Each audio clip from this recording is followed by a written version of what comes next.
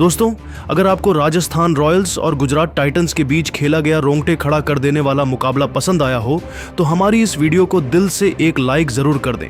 आज के इस वीडियो का लाइक टारगेट सिर्फ 700 लाइक है। राजस्थान के खिलाफ साई सुदर्शन और जोस बटलर का आया जबरदस्त तूफान चौकों और छक्कों की बारिश करते हुए दोनों बल्लेबाजों ने गेंदबाजों की उड़ा डाली, धज्जियां कर दिया, उन्हें घुटने टेकने के लिए मजबूर। तो आखिर किस गेंदबाज ने मैच में कराई राजस्थान रॉयल्स की वापसी? किस बल्लेबाज ने लगाए सबसे ज्यादा छक्के और किस बल्लेबाज ने ठोका सबसे तूफानी अर्धशतक? साई सुदर्शन ने अपनी टीम के लिए कितने रनों का दिया योगदान? गुजरात टाइटंस की टीम ने राजस्थान रॉयल्स को कितने रनों का दिया? लक्ष्य, साई सुदर्शन और जोस बटलर के तूफानी बल्लेबाजी के साथ इस मुकाबले की पूरी हाईलाइट हम आपको जरूर दिखाने वाले हैं। लेकिन इससे पहले आपको क्या लगता है, शुभमन गिल और संजू सैमसन में से कौन है बेहतर कप्तान? आप खुद नीचे कमेंट करके जरूर बताइए। दोस्तों, अहमदाबाद के नरेंद्र मोदी स्टेडियम पर आईपीएल 2025 का सांसें रोक देने वाला महामुकाबला देखने को मिला। इस मुकाबले में आईपीएल इतिहास की दो दिग्गज टीमें राजस्थान रॉयल्स और गुजरात टाइटंस की टीम आमने सामने थी। क्रिकेट के फैंस को इस मैच का बेसब्री से इंतजार था। पूरा स्टेडियम दर्शकों से खचाखच भरा था। सिक्का उछाला गया तो टॉस जीतकर राजस्थान के कप्तान संजू सैमसन ने गेंदबाजी करने का फैसला किया। वहीं इस मुकाबले में गुजरात टाइटंस की टीम को पहले बल्लेबाजी करने का मौका मिला। गुजरात की तरफ से पारी की शुरुआत करने के लिए उनके दो विस्फोटक बल्लेबाज साई सुदर्शन और शुभमन गिल की खतरनाक जोड़ी बल्लेबाजी करने के लिए मैदान पर उतरी, तो वहीं राजस्थान रॉयल्स की तरफ से पहले ओवर में गेंदबाजी करने के लिए आए उनके सबसे तेज गेंदबाज जोफ्रा आर्चर पहली गेंद को डिफेंस करके साई सुदर्शन ने उनका स्वागत किया। साई सुदर्शन ने तीसरी गेंद पर दौड़कर 1 रन पूरा किया और इसी के साथ राजस्थान की टीम का खाता खोला। जोफ्रा आर्चर की खतरनाक गेंदबाजी दोनों बल्लेबाजों को बिल्कुल भी समझ में नहीं आ रहा था और वह संघर्ष करते हुए दिखाई दे रहे थे। लेकिन ओवर की आखिरी गेंद पर साई सुदर्शन ने जबरदस्त बल्लेबाजी करते हुए शानदार चौका लगा दिया। पहले ओवर में राजस्थान की टीम 7 रन ही बना पाई। राजस्थान की तरफ से दूसरे ओवर में गेंदबाजी करने के लिए फजल हक फारूकी आए। आते ही फजल हक फारूकी ने खतरनाक गेंदबाजी का नजारा पेश कर रहे थे और अपने दमदार गेंदबाजी से दोनों बल्लेबाजों के होश उड़ा दिए।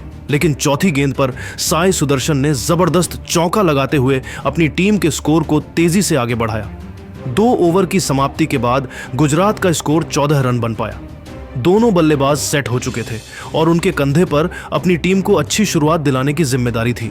वहीं राजस्थान रॉयल्स को विकेट की तलाश थी। तीसरे ओवर में कप्तान संजू सैमसन ने गेंदबाजी करने के लिए एक बार फिर से जोफ्रा आर्चर को भेजा। जोफ्रा आर्चर ने खतरनाक गेंदबाजी करते हुए ओवर की पहली ही गेंद पर शुभमन गिल को क्लीन बोल्ड कर दिया। इस तरीके से गुजरात टाइटंस को मात्र 14 रनों के स्कोर पर ही शुभमन गिल के रूप में पहला झटका लग गया। शुभमन अपनी टीम के लिए सिर्फ 2 रन बनाकर बेहद निराश मन से पवेलियन लौट गए। गिल के आउट होने के बाद साई सुदर्शन का साथ देने के लिए जोस बटलर मैदान पर आ चुके थे, लेकिन जोस बटलर के चेहरे पर विकेट गिरने का दबाव बिल्कुल भी नहीं दिख रहा था और आते ही उन्होंने चौका जड़कर अपनी टीम के स्कोर को रॉकेट के रफ्तार से आगे बढ़ाया। जोफ्रा आर्चर ने गेंदबाजी करते हुए अपने इस ओवर में 7 रन खर्च करके 1 विकेट अपने नाम किया। 3 ओवर की समाप्ति के बाद गुजरात का स्कोर 1 विकेट के नुकसान पर 21 रनों तक पहुंच गया। गुजरात की टीम अच्छी साझेदारी की जरूरत थी। चौथे ओवर में संजू सैमसन ने गेंदबाजी करने के लिए फजल हक फारूकी को भेजा, जिनका स्वागत साई सुदर्शन ने ओवर की तीसरी गेंद पर गगनचुंबी छक्का लगाते हुए किया। दोनों बल्लेबाजों ने मिलकर इस ओवर से 10 रन जोड़ा।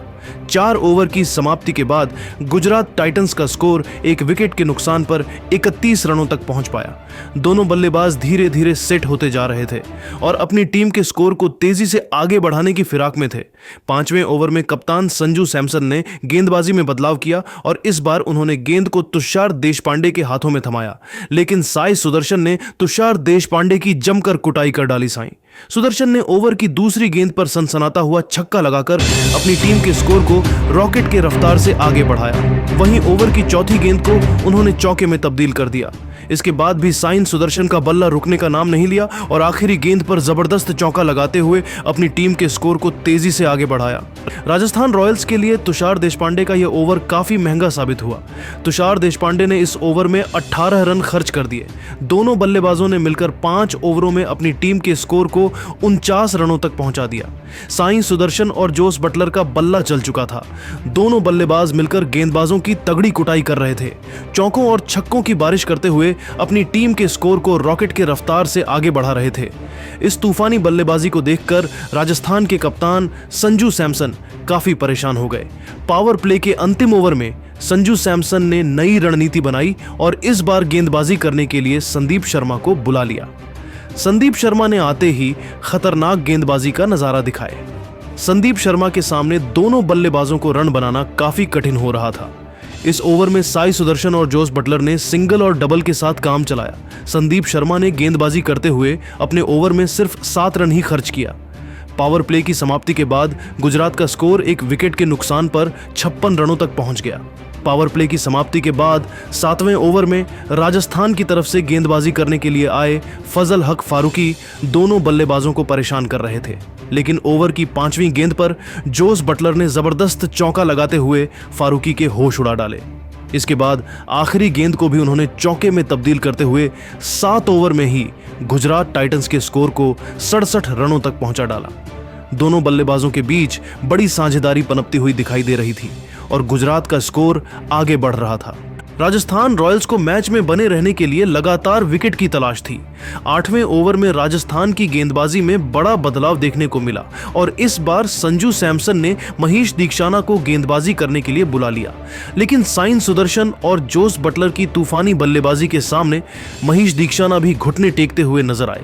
जोस बटलर ने इस ओवर में 2 शानदार चौका लगाते हुए दीक्षाना के धज्जियां उड़ा डाली। दोनों बल्लेबाजों ने मिलकर इस ओवर से 14 रन बटोरे। इस तरीके से गुजरात टाइटंस का स्कोर मात्र 8 ओवरों में ही 81 रनों तक पहुंच गया।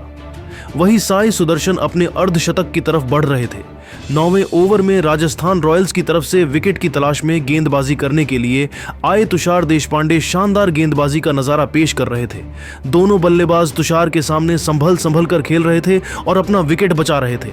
तुषार देशपांडे ने अपने इस ओवर में 7 रन खर्च किया, लेकिन इस बार भी वह विकेट लेने में फेल रहे और निराश मन से वापस लौट गए। दोनों बल्लेबाजों ने मिलकर 9 ओवरों में ही गुजरात के स्कोर को 88 रनों तक पहुंचा दिया। राजस्थान रॉयल्स को लगातार इस मुकाबले में विकेट की तलाश थी। 10वीं ओवर में कप्तान संजू सैमसन ने नई रणनीति बनाई और इस बार गेंदबाजी करने के लिए फिर से महेश दीक्षाना को भेजा। साई सुदर्शन ने ओवर की 3री गेंद पर चौका जड़ते हुए अपनी टीम के स्कोर को तेजी से आगे बढ़ाया। अगली गेंद पर उन्होंने दौड़कर 1 रन लिया और इसी के साथ साई सुदर्शन ने अपना तूफानी अर्धशतक भी ठोक दिया।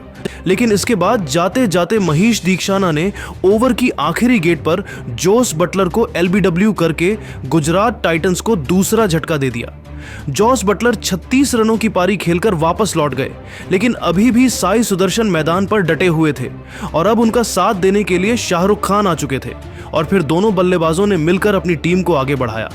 जिस तरीके से ये दोनों बल्लेबाज तेजी से रन बटोरते हुए अपनी टीम के स्कोर को आगे बढ़ा रहे थे और राजस्थान के गेंदबाज गेंदबाजी कर रहे थे, उसे देखकर तो यही लग रहा था कि आज गुजरात टाइटंस की टीम राजस्थान रॉयल्स के सामने 210 से 220 रनों का बड़ा स्कोर खड़ा कर सकती है। लेकिन दोस्तों, अब आपको क्या लगता है, इस बार आईपीएल की चमचमाती हुई ट्रॉफी कौन सी टीम जीतने वाली है? आप खुद नीचे कमेंट करके जरूर बताइए और क्रिकेट जगत से संबंधित ऐसी नई वीडियो के लिए हमारे चैनल को जरूर सब्सक्राइब करिए। धन्यवाद।